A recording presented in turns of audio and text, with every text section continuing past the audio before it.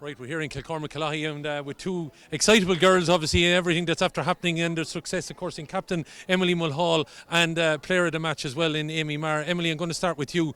Back-to-back titles. Look, you're so used to silverware now and knocking on at this point.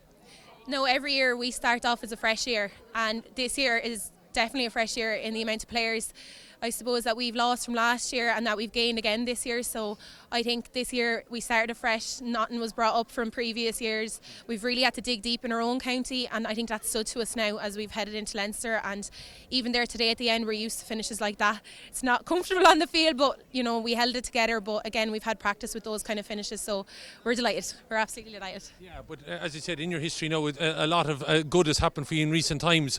When, as you said, though, coming into those closing stages, with a team like the Harps and the history that they obviously have, it could have got a bit ropey for you, couldn't it? Yeah, definitely. But we knew what we were coming up against. We knew that was in their locker, and I suppose we've practiced all week on just keeping composed and communication, and I think that definitely stood to us.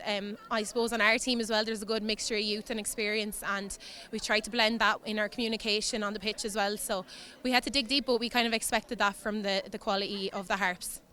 Now, you got a goal, you got it early, and then they started to get into the game. You get in at half-time. What's the message? Because you definitely come out with a bit more tempo about you at the start of the second half. I suppose to just remain calm. There was no point in going in, there was some great work put in the first half. We knew there was more in us, and I suppose just to build on that, stay calm and head out, because I don't know if much actually really needed to be said. We knew ourselves that we could better that, and the lads always have some very simple points for us to work on for the second half, and we went out and we just tried our best to deliver on that.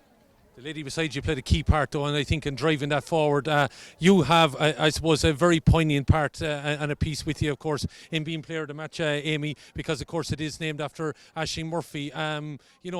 That game, everything, of course, around this club and everything that's gone on, obviously, in the last week, does that kind of stand with you now a little bit? Is it something extra that you carry being named player of the match in the match here? Yeah, 100%.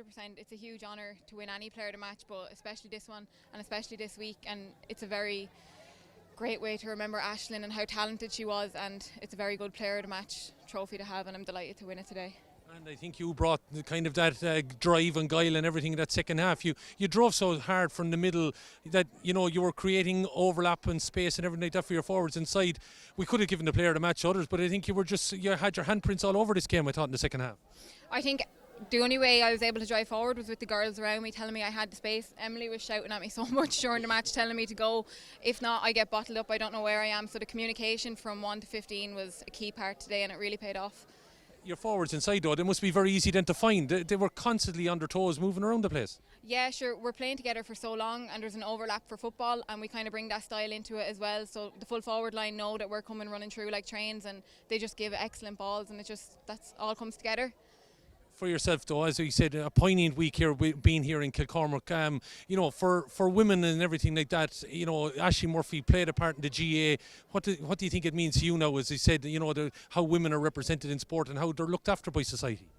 Yeah, it's amazing, and women coming up, girls coming up, young girls coming up. Like, a lot of our players are 16 and they're making their stamp on the senior team, and it's a huge credit to them to be able to do that. And they're key players like Anya Darcy, 16. She scored the last goal there, and it was just amazing. It drove us on and lifted us. So all young girls coming up, it's just great to have them.